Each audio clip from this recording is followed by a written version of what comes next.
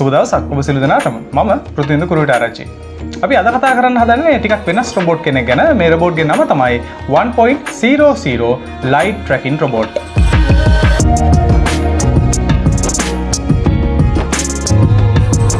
ඉතින් මේ ඉන්නේ අපේ light tracking robot. මේ රොබෝට්ගේ ක්‍රියාකාරීත්වය ගැන කතා කරොත් මේ ඉදිරිපස සවි කරලා තියෙන LDR sensors තුනට වැටෙන ආලෝක කදම්බේ තීව්‍රතාවය මත තමයි මේ රොබෝගේ ක්‍රියාකාරීත්වයන් සිදුවන්නේ. මේ රොබෝලගේ applications එහෙම නැත්නම් යොදා ගැනීම ගැන කතා කරොත් එහෙම මේ රොබෝල අපිට කර්මාන්ත ශාලාවකදී වැඩි බරක් එහාට මෙහාට රැගෙන යාමට පාවිච්චි කරන්න පුළුවන්. එවිට මේ රොබෝගේ ඉදිරිපස තියෙන LDR sensors මතට ආලෝක කදම්බයක් වැටීමට සලස්වා අපිට අවශ්‍ය තැනට මේ රොබෝව චලනය කර ගැනීමට හැකියාව තියෙනවා.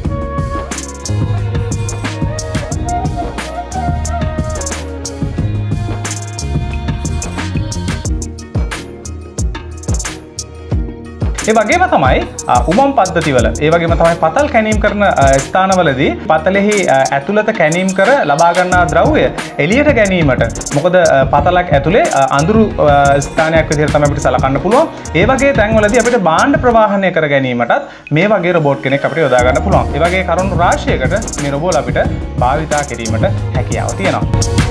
එහෙනම් අපි බලමු මේ රොබෝ කොහොමද වැඩ කරන්නේ කියලා.